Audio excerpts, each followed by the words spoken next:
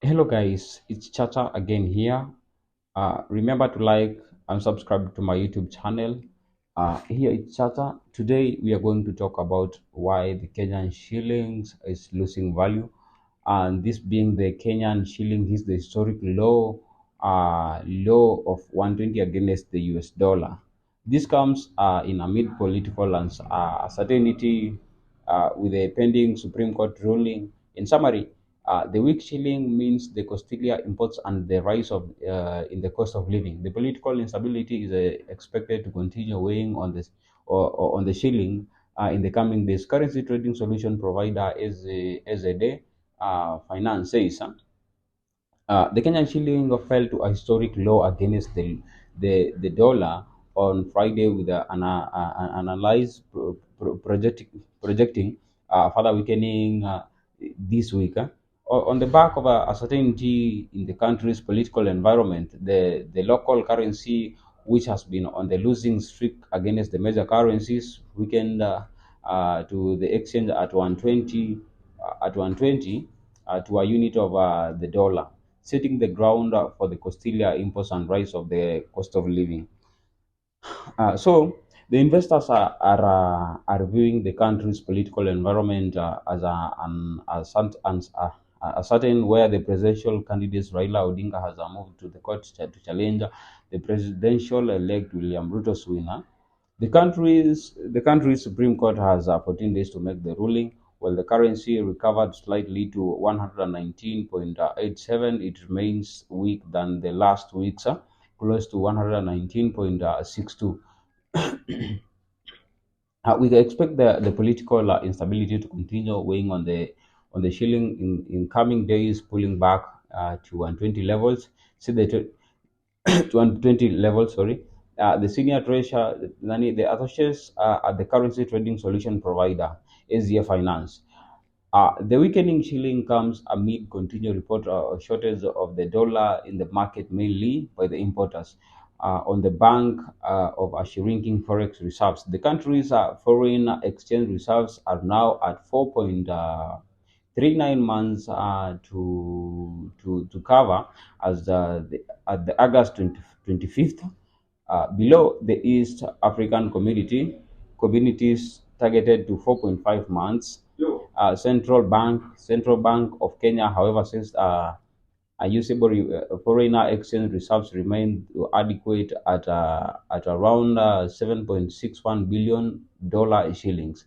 This is around billion dollar US dollars. That is around shillings 917 billion, which means the statutory requirement of the at least 4 months of the imports cover, according to the Financial Risk Analytic. A large number of factors working against the Kenyan shilling. Among them a drop in exports. Historiculture export, for instance, plunged 8.5% in the 12 months June 2022 against the similar period last year.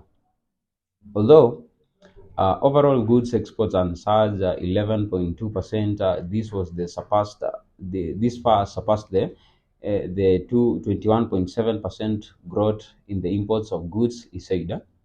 Moreover, cracks has been begun showing in the remittance due to the high cost of living and related uncertainty, having the decline of 5.1% in the July 2022 versus July 2021. The lack of substantive government heightened opposition activism is likely to keep the sentiment skewed on the side of caution.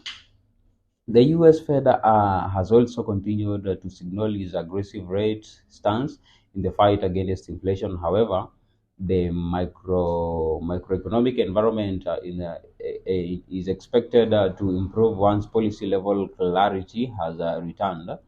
Local manufacturers remain concerned over the dollar shortage, with the fear of developing black market.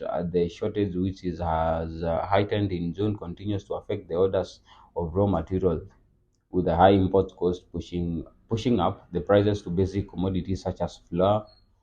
I don't know how do you call it, flour. I don't know, flour, cooking oil, and other consumable. The shilling is depreciation. The shilling depreciation is further attributed to increased demand for the dollar from importers of oil, industrial imports, and machinery, which have increased at the far more severe pace of intensity than the price of Kenyan predominantly uh, predominantly agricultural exports. Huh? Prices of petroleum products have also gone up, as high crude oil and the weak shilling. I think you see right now how the petroleum is very expensive. The cost of living in Kenya hit a high 8% than the July ahead of the election, a trend that has been witnessed in the past elections. Huh? Annually, inflation hit 8.3% in July, the highest trading since September 2017, a year that the country witnessed a malified election.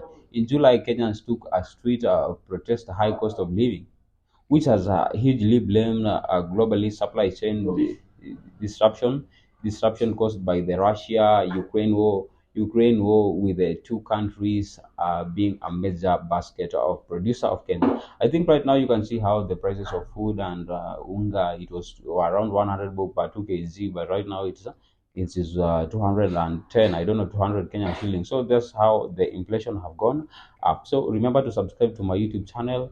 Thank you for watching. Like and share.